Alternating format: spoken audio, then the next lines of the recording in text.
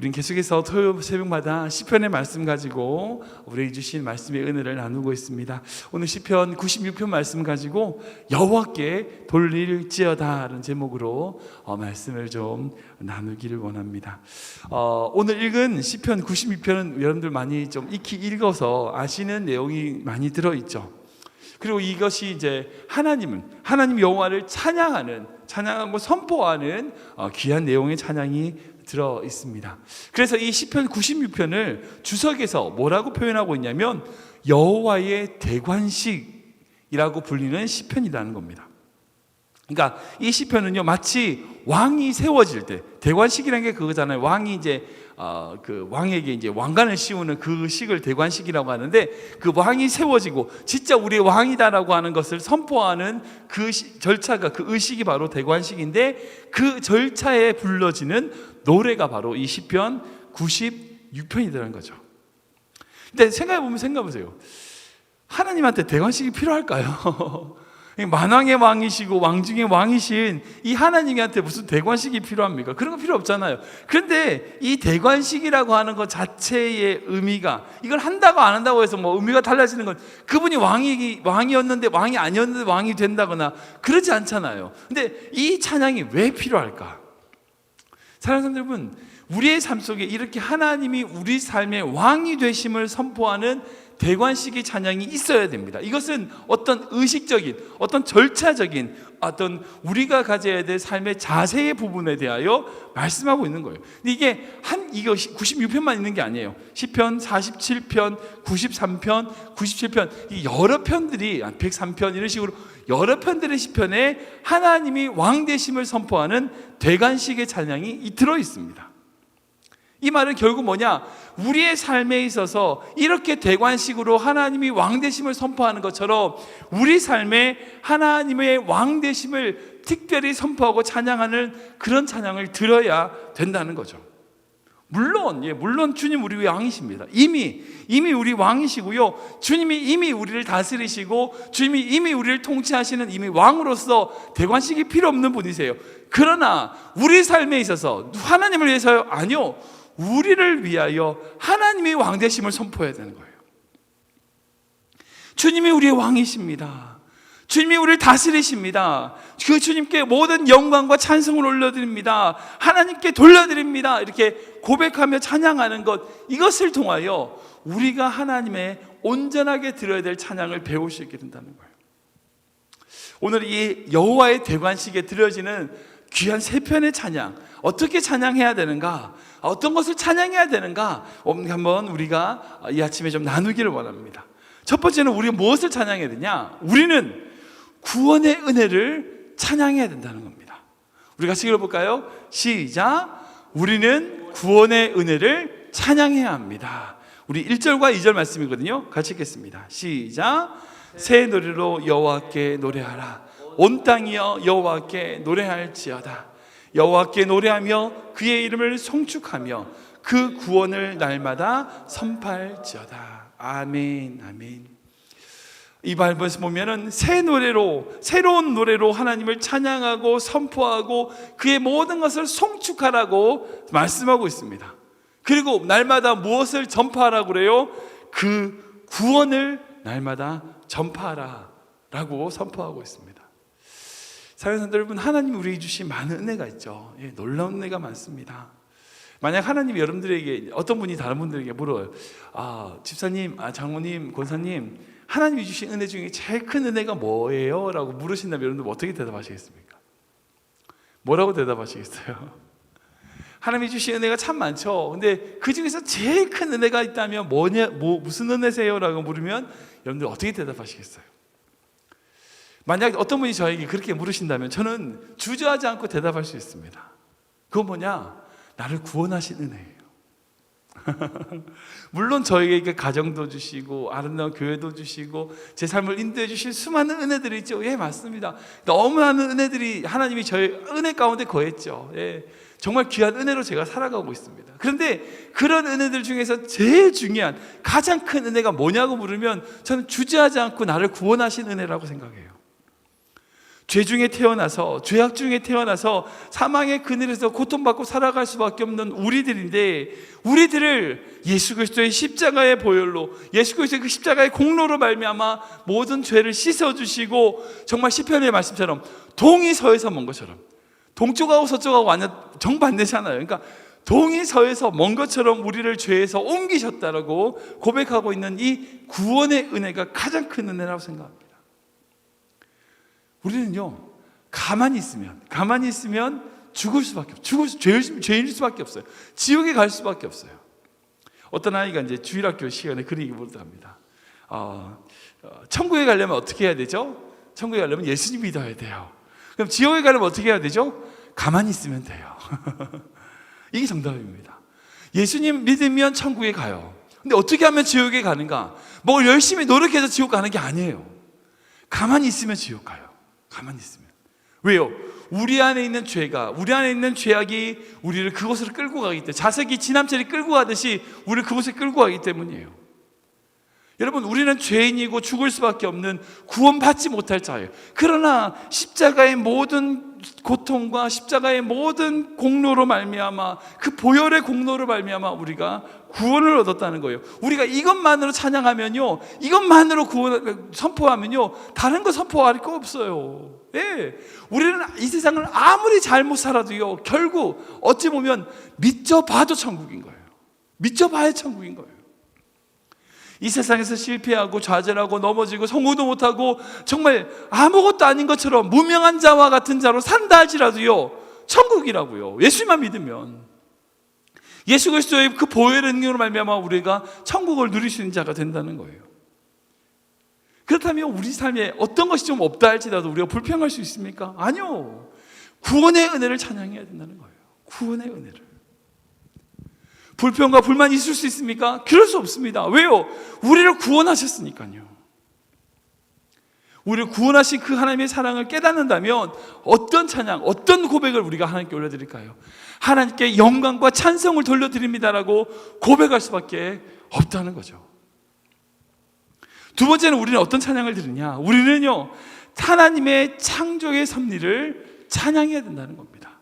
우리가 읽어볼까요? 같이 읽겠습니다. 시작. 우리는 하나님의 창조의 섭리를 찬양해야 합니다. 아멘. 우리 4절과 5절 말씀이거든요. 같이 읽겠습니다. 시작.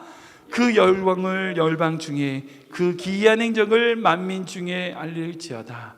제가 착각했네요. 다시 4절과 5절 같이 읽겠습니다. 시작. 여호와는 위대하시니 지극히 찬양할 것이요 모든 신들보다 경외할 것이며, 만국의 모든 신들은 우상들이지만 여호와께서는 하늘을 지으셨음이로다. 아멘. 아멘. 우리가 믿고 섬기는 하나님은 우상이 아닙니다. 5절 말씀 보면 만방의 모든 신은 헛것이에요. 우상이에요. 그런데 하나님은 어떤 하나님이에요? 하늘을 지으신 분이라는 거예요. 시편 기자는요, 하나님의 놀라운 행적이 만민 중에 선포되며 그분의 광대하심을 찬양한다고 합니다. 왜요? 만방의 모든 신들은 헛것이지만 우리 하나님은 창조주 하나님, 하늘을 지으신 분이시라는 거예요. 전능하신 하나님이시라는 거예요. 우리가 이것을 기억해야 됩니다. 하나님이 창조주 하나님이시라는 것을 믿고 바라본다는 것, 여러분, 이것이 믿음의 제일 중요한 첫 번째예요. 그러니까 제가 요즘 이제 어제부터 우리 한빈 예배 드렸지 않습니까? 한빈 예배 때 제가 믿음에 대해서 나누려고 생각하고 있습니다. 그러니까 믿음이란 게 뭔가, 믿는 자와 믿지 않는 자는 어떻게 구분되는가? 사람들 여러분, 믿는 자와 믿지 않는 자는요, 성경을 막 좀 들어가서 깨닫게지는 게 아니에요. 성경을 참 읽다 보면서 중간에 내가 아리송한데, 이게 아니에요. 왜? 성경의 첫 번째 문장, 창세기 1장 1절에 판가름돼요. 태초에 하나님이 천지를 창조하시느냐, 이거 믿음의 신자, 못 믿음 불신자예요. 제일 순간 들어가는, 성경 말씀 들어가는 순간부터 믿는 자와 믿지 않는 자가 구분이 돼요. 믿음은요, 하나님의 출발점은 바로 하나님이 우리를 지으셨다, 창조하셨다는 것을 믿느냐 믿지 못하느냐에 달려있어요. 이 두 가지밖에 없어요. 하나님의 창조를 믿을 때에, 하나님의 창조 안에 있을 때에, 그 창조를 바라볼 때에 우리는 우리를 구원하시고 우리를 인도하시는 하나님을 믿음 가운데 가할 수 있는 거죠. 이거가 없으면 아무것도 안 된다는 거예요. 그 창조의 사실을 믿을 때 어떻게 되는지 아세요? 이 모든 만물들이 하나님을 찬양하는 소리를 들을 수 있어요. 우리 11절과 12절 말씀이거든요. 같이 읽겠습니다. 시작. 하늘은 기뻐하고 땅은 즐거워하며 바다와 거기에 충만한 것이 외치고 밭과 그 가운데 있는 모든 것은 즐거워할지로다. 그때 숲의 모든 나무들이 여호와 앞에서 즐거이 노래하리니. 아멘. 사랑하는 여러분, 창조주 하나님이 존재하시고 그 창조주 하나님이 우리를 붙드신다는 것을 믿을 때에, 그것을 바라볼 때에 하늘이 하나님을 기뻐하고 나무들이 하나님을 노래하는 것을 볼 수 있어요. 온 우주가 하나님을 찬양하는 소리를 들을 수 있습니다. 사랑하는 여러분, 지금 여러분들에게 뭐가 들리세요? 뭐가 보이십니까? 세상에 정말 자기 소리, 자기 생각이 사로잡혀 있는 그런 인간들의 소리가 들리십니까? 아니면 온 우주가 하나님을 찬양하는 찬양의 소리가 들리십니까? 조금만 눈을 들어보십시오. 이 세상에 모두가 하나님을 찬양하는 그 찬양 소리가 존재한다는 거예요. 이 코로나19로 말미암아 생겨나는 정말 참 희한한 현상들이 있어요. 뭔지 아시죠? 인간들의 활동이 줄어드니까 어떻게 돼요? 그 자연의 활동들이 활발화되는 거예요. 그러니까 금문교의 코요테가 나타나고 뭐 어디 호주에 무슨 여우들이 도시에 나오고 사람들이 안 나오니까, 사람들의 움직임이 잦아드니까, 사람들의 움직임과 사람들의 소음이 줄어드니까 세상에 하나님이 만드신 이 자연의 소리가 더 많이, 하나님이 만드신 이 자연이 더 많이 활발하게 움직이더라고요. 신앙의 법칙이 똑같아요. 신앙의 생활 중에 많은 성도들이 자기의 인간의 활동, 인간의 생각, 인간의 방법들이 너무 많으면요, 하나님이 일하실 틈이 없어요.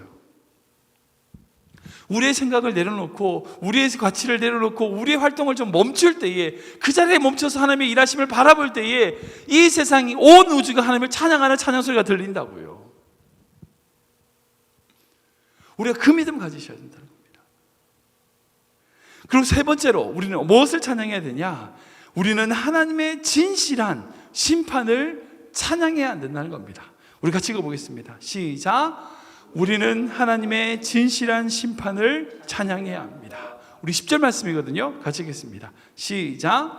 열방 중에서는 이르기를 여호와께서 다스리시니 세계가 굳게 서고 흔들리지 않으리라. 그가 만민을 공평하게 심판하시리라 할지로다. 아멘. 사랑하는 여러분, 하나님은요, 열방을 다스리시며 역사의 주인이 되십니다. 시편 기자는 여호와께서 통치하시고 세계가 굳게 서고 흔들리지 못할 것이다 라고 오늘 이 말씀을 통하여 고백하고 있는 것을 볼 수 있습니다. 방금 말씀드린 대로 하나님은 온 세상의 창조주이시며 그 온 세상을 지으신 것뿐 아니라 이 세상을 다스리시고, 그리고 마지막 때에 이 세상을 심판하시는, 진리로 심판하시는 하나님이시라는 거예요. 역사를 보면 알 수 있죠. 사랑하는 여러분, 하나님은요, 이스라엘만 하나님이 아니었어요. 애굽의 하나님이셨어요. 분명히 이스라엘 백성을 사랑하신 하나님이셨지만 그 애굽을 다스리시고 심판하신 하나님도 하나님이셨다고요. 하나님이 이스라엘 백성만을 사랑하시는 하나님이시지만 바벨론을 다스리는 분도 하나님이시라는 거예요. 이스라엘 백성이 바벨론에 멸망당했어요. 그랬으면 정말 하나님이 그 바벨론에게 지신 겁니까? 아니요. 하나님이 이 바벨론을 다스리심으로 이스라엘 지신 거죠. 그리고 이 바벨론도 결국 하나님의 때에 하나님의 방법으로 무너졌어요. 메대와 바사에서 무너졌습니다. 하나님이 다스리시는 이 다스림은요, 이스라엘만에 국한되는 것이 아닙니다. 이 온 우주를 다스리시는 분이라는 거예요.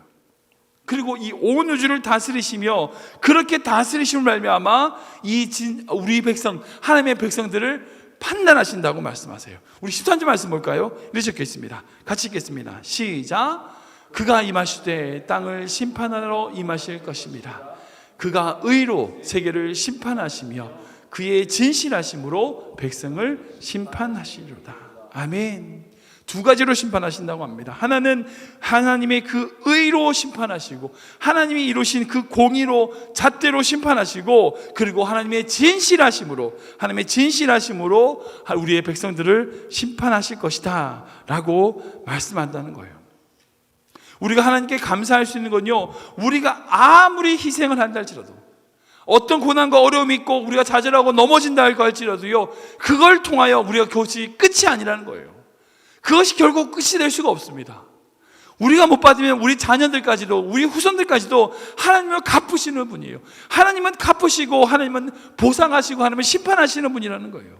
우리가 이것을 믿을 때에 우리의 믿음으로 한 걸음 한 걸음 내가 손해볼 수 있는 걸음을 걸어갈 수 있다는 거예요. 우리가 신앙생활의 믿음으로 한 걸음 승리할 수 있다는 거죠. 말씀을 정리하겠습니다. 사랑하는 성도 여러분, 이 코로나19로 어려운 이 상황에도요, 우리 하나님은 우리의 왕이십니다. 하나님 우리 주인이십니다. 그 왕 되신 주님, 우리의 주인 되신, 그리고 우리를 다스리시는 그 주님을 날마다 찬양하고 날마다 높여드려야 됩니다. 어떻게 해요? 마치 왕이 대관식을 하는 것처럼, 우리의 왕으로 부임하시고 우리의 왕으로 세워주시는 것처럼 우리가 날마다 이 대관식의 찬양을 주님께 올려드려야 돼요. 주님께 영광과 찬송을 올려드립니다. 주님께 여호와께 돌려드립니다라고 선포해야 된다는 거예요. 왜요? 그분이 우리를 구원하셨기 때문이에요. 그분이 우리를, 온 인류를 구원하시는 분이시기 때문이라는 거예요. 그리고요, 그분이 우리를 창조하신 분이고 우리를 지으신 분이시기 때문이에요. 우리가 그 믿음을 바라보면요, 온 우주가 하나님을 찬양하는 소리를 들을 수 있어요. 그리고 앞으로 우리가 만나는 모든 순간순간 우리를 판단하시고 우리를 인도하시고 우리를 심판하실 분이시기 때문이라는 거예요. 우리가 이 사실을 정말 기억하고 우리의 삶에 있어서 지금 어려운 환경이고 힘든 순간이지만 이때 날마다 날마다 하나님이 우리 왕이십니다. 우리의 왕으로 다가와 주십시오. 우리의 왕으로 세워드립니다라고 선포하고 찬양하는 우리 귀한 우리 클리브랜드 한장로교회 모든 성령 되시길 주님으로 축원합니다.